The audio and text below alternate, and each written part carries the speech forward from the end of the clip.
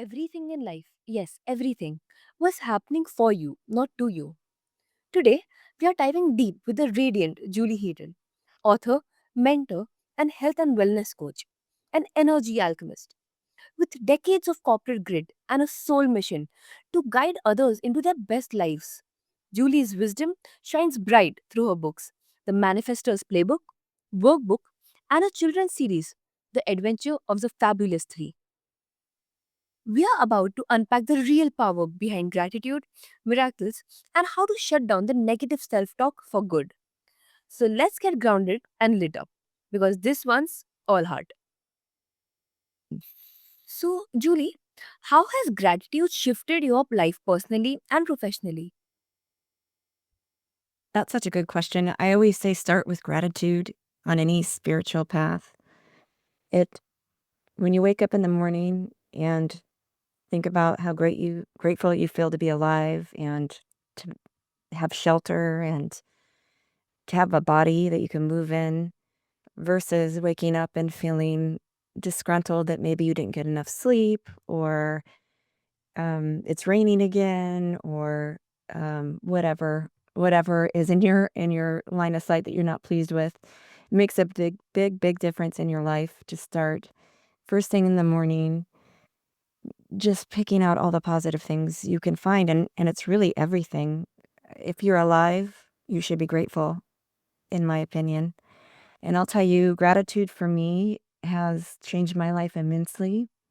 When I was in the thick of it, when I was in my 30s and 40s, I was just a very busy person and focused on my career and raising a family, and I never had enough time. That was a common theme in my life, not enough. I always saw what I didn't have, like, I didn't get enough sleep. I don't have enough time to get my kid to school. I don't have this. I don't have that. And when I learned to shift that mindset, everything changed.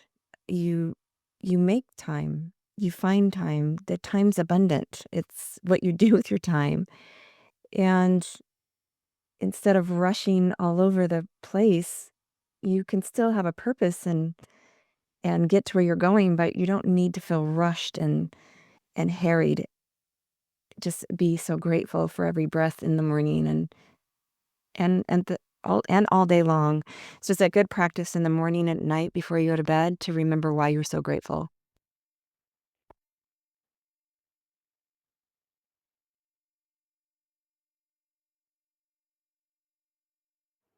Mm-hmm.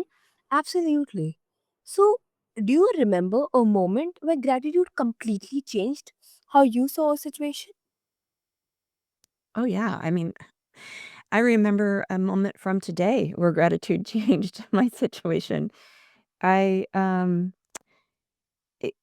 i spirituality and being kind and opening your heart is a practice. It's If anybody tells you they have it nailed down, they're either not telling you the truth or they're completely enlightened. We all have to remember to flex those muscles of kindness and gratitude. And sometimes things get on under your skin or and this morning I had that happen. Honestly, with my husband, he asked me a question and I answered it and he asked it again and I got a little snappy thinking, why didn't he listen the first time? And then I had to go back to my heart and just be grateful that I have a husband who loves me and he's interested in what I'm doing. And so he didn't hear it the first time. He wasn't, that's okay. I'll tell him again, happily. Happily, I'm so grateful to have someone in my life who I can share it with. So gratitude is a constant muscle we're flexing. Anytime we feel tension or like get aggravated, it's just a good habit to reframe it and think about, gosh, what can I see in this situation that feels good? There's always something.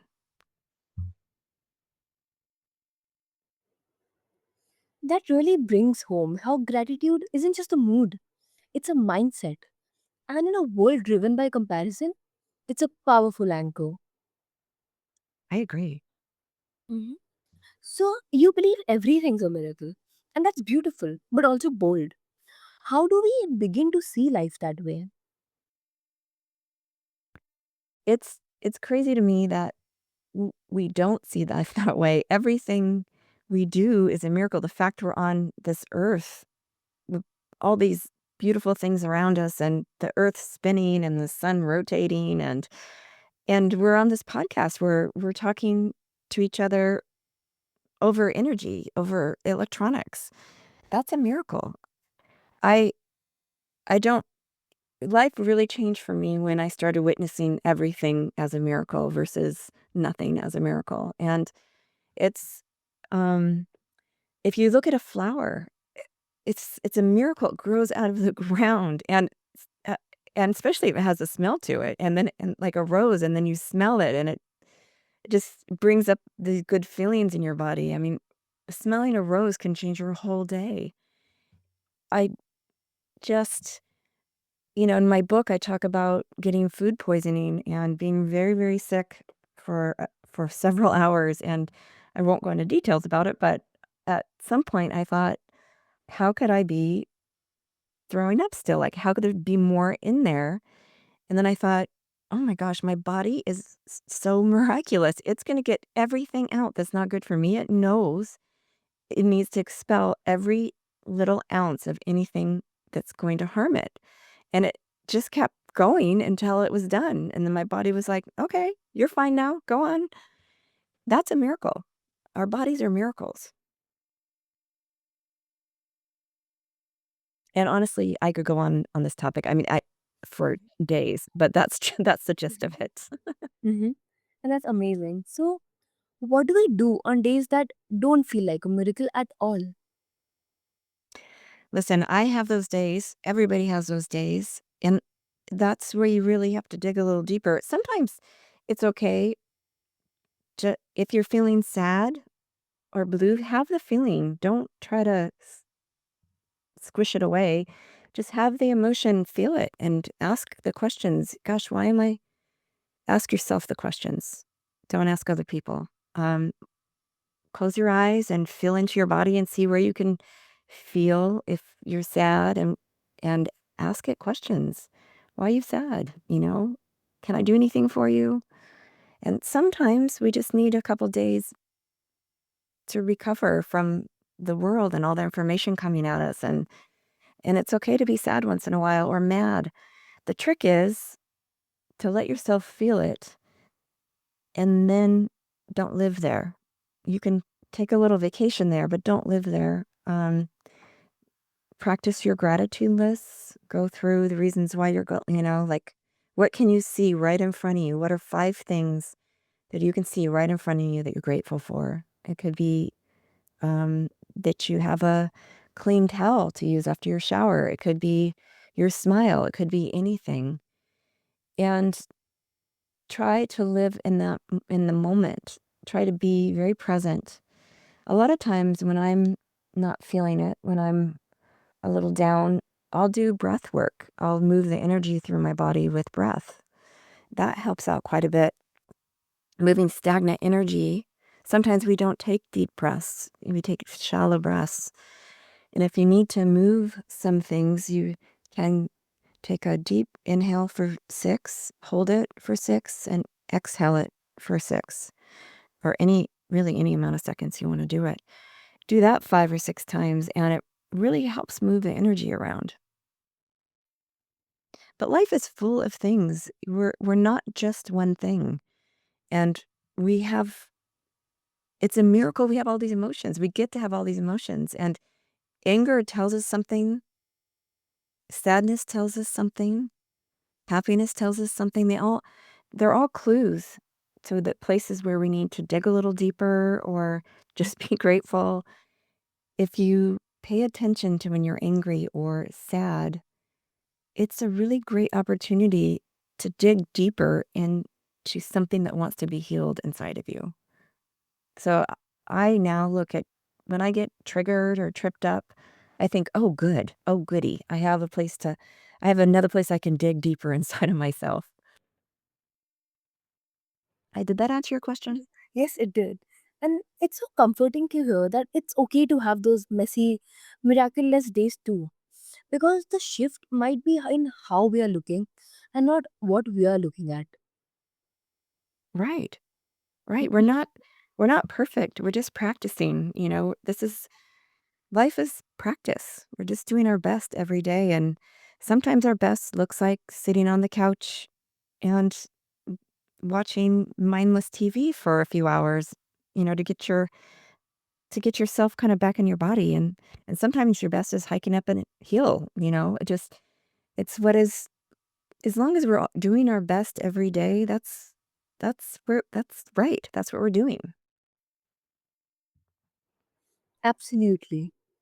So let's talk self talk. What's one affirmation that's been a game changer for you? That's really good. I have about 3 affirmations that I use all the time, and then when I'm working on certain things, I'll create another affirmation, but one of them is, "Everything always works out for me." And that one is huge because when I'm feeling, when I'm catastrophizing or I'm worried about something, I can sit and take some breaths and say, "Everything always works out for me." And that's the truth. Everything always works out. Life always works out. It might not work out the way we think, but everything always works out for me. Um, that's one of my favorites, and it's easy to remember, and it suits almost every circumstance. That's beautiful. So, how do you keep those affirmations from feeling fake when life is rough? Well, one thing about me is I don't do any spiritual bypassing. So, like I said, if I'm sad or mad, I sit with it and I work with the emotion to see why it's coming up and what I need to do to solve it. But I don't try to rush it away. So, for me, affirmations work when you're when your mind is open. And so sometimes when you're really mad, let's say something happens and you got really, really mad, it probably not the time to pull out an affirmation. It's probably time to take a few deep breaths and relax and sit and see what's happening. But, let's say you're late for something and something's not quite working out. That's a good time to pull out an affirmation, like everything always works out for me. And the way I do it is I just feel into it. I know the universe is always working for me, and I know this. I've seen it. I've witnessed it. And there's not been a time in my life. I'm here alive. Life is good. There's not been a time in my life where things haven't worked out. Again, it might not be like I think it's going to be or the way I thought it was going to look, but in the end, it's gotten me here to where I am today. It always works out.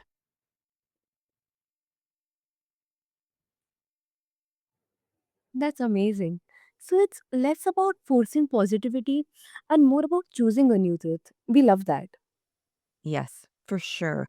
I think forcing positivity, like, "Oh, I'm not gonna be mad," and, um, I I have to be kind, and, like, forcing a behavior instead of taking the time to learn about your behaviors, learning about yourself is a mistake. You really need to learn why you're so angry or why you're so sad or, um, learn it and work with it. I mean, the biggest enlightenments, the biggest shifts in my life have come from taking the time to witness my emotions. Absolutely. So, you say everything is happening for you. That flips the script on victimhood. How can someone start believing that when they're stuck in pain? It's hard. I mean, there are a lot of practical tips, when you're in pain, and believe me, I have been there. I've had my share of trauma and that I've gone through and and times where it's taken a while, where I couldn't see the rainbow, where it was really dark and I had to work my way through the darkness. again, part of that is stopping and asking yourself the questions like, why am I upset? What can I do about this upsetness? Do I have any control over it? And the answer is usually no. And can I, should I pray? Praying always helps. Ask for help. Ask your angels and guides for help. Ask for the light. Find things that make you feel good. Sometimes self-care when you're in the middle of trauma is just the best thing you can do. Take a bath. Take a walk in nature. Nature is such a underrated healer. I can't tell you how many trees I've hugged in my life and how many flowers I've smelt and how many hills I've climbed. And nature is the greatest healer of all. Uh, we have so much in common, and we can commune with nature and get a little respite from what's going on in our lives. It's such a big question. I hope I answered that for you. Yes, you absolutely did. So, was there a specific painful chapter where this belief pulled you through? Oh, yes. I mean, uh, specifically, I had a son. Well, I have a son. He's still my baby, and he went through some really hard times. He struggled with addiction and depression, and as a mom, it's really hard to separate your emotions from your kids, in my opinion. And so I worked a lot on myself and my emme we were pretty enmeshed emotionally, so if he was hurting, I was hurting, if I was hurting, he was hurting, so we worked on the codependency, and I also realized that this is his journey, his path, and he's this is meant for him, and my path is to heal from it and to let him be on his path. So I spent a lot of time accepting. I always say acceptance is a key to freedom. Once you can accept a situation, then you can see a path to getting out of a situation. So for me, in particular, in this path with my son, it was growing to a point where I can love him, and I obviously adore him, and be his mother, but not feel like I was responsible for his path. And let him find his way, that this was his way. And that was a huge lesson. It took a long time. I can't say I'm 1,000% there. There's times when I get triggered, um, but yeah, it's because I trust the universe. I trust we're here for a reason, and I trust that each of us have our own karma and our own path and our own things we're meant to do here. And like I said, it might not look like I think it should look. But we don't see what the universe sees. We don't know. And so anyway, that was probably the biggest lesson, the biggest free fall I had to let go of what I thought I had control of when I really had no control anyway. Hmm. Sometimes it's hearing someone else's why that helps us unlock our own. Thank you for the truth bomb. Mhm. So, you talk about loving yourself from the guts out. What does that look like in everyday life? I am a very visual person and very tactile. So I like to feel things and like to see things. And for me, um, I wake up in the morning and I say thank you. It's the first thing I say. And I often follow it with I'm so glad to be alive. And the first time I see myself in the mirror, I look at myself in the eyes and I say, I love you. You are beautiful. You're amazing. Now go get it. And it sounds corny, I know, to some people, and it feels weird when you first start doing it, but it's essential for me in my life to self-validate. I spent many years looking for outside validation, for people to tell me I was okay or I did a good job or you're on the right path. And now I don't need external validation or praise. I give it to myself, and there's there's such a freedom in that. Once you learn to be okay with your own intuition, to love your body and your mind, and to be so grateful for all of it, just changes the way you view life, and it changes your tolerance for input also, which I think is important because in only the universe or God and you know what's meant for you. And when you start getting outside input on who you should be and what you should be doing and how you should be doing it, you go away from your own intuition. So the first steps, I believe, are being comfortable telling yourself you love yourself and that you're awesome. And um, a lot of that is looking in the mirror and just telling yourself that. And in the end of the day, acknowledging how great you did. Like, man, today I did a podcast and it went really well. I'm really proud of you, Julie. Good job. Just kind of, we're always a lot of us have a tendency to be hard on ourselves. I could have done this better. This should have went this way. I didn't get to that. But how about if we just are so grateful again for the things we did get done and the opportunities we did have and the lessons we got to learn in the day, what we could have done better. It's okay to look back and go, I could have done that better. Next time I'm going to do this instead. That's great. That's how we learn. So again, I went off on a little tangent. I don't know if I answered your question, but I could talk about this stuff all day. So Mm-hmm. Mm, that's amazing. And yes, you did answer the question. And how can someone begin when they have never truly liked themselves? how can someone begin? I'm sorry, what? How can someone begin when they have never truly liked themselves? Oh gosh. Mhm. That's a good question. You start small. I always tell people, don't, even when they read my book, I tell them, don't do anything that doesn't resonate. Pick one or two things that resonate with you. And if that's a gratitude list and playing music that makes you feel good, great. Do that for a while. Like, get used to doing that. And then add something else on. I believe that a lot of times people try to do everything at once and it's too much to do. You've got to learn.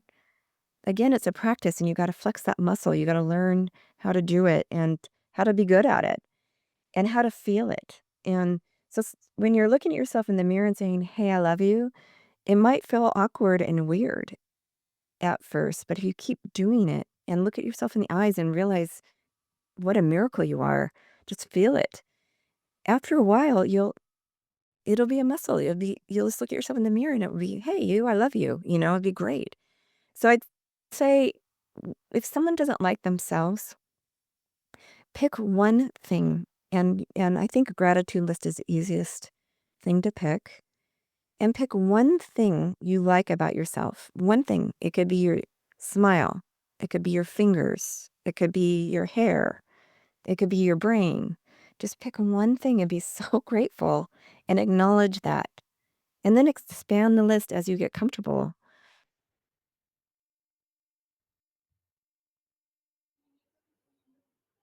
That kind of radical self acceptance is not easy, but it's everything. It's the beginning of freedom. I agree. Mm. So, what if today, right now, you chose to see another moment as a miracle? Just one. That's where it begins. Big thanks to Julie Heaton for reminding us that you're a powerful, worthy, and capable of transforming our life from the inside out. And if today's episode lit a spark, share it with someone you love. Subscribe, rate, and remember, your mind creates your matter. So choose wisely, choose love. And until next time, keep manifesting the magic. Thank you Thank you for so the much, Julie. It conversation. was a pleasure to have you. Yes, thank you so much. I appreciate it. Have an amazing day. You too. Bye bye.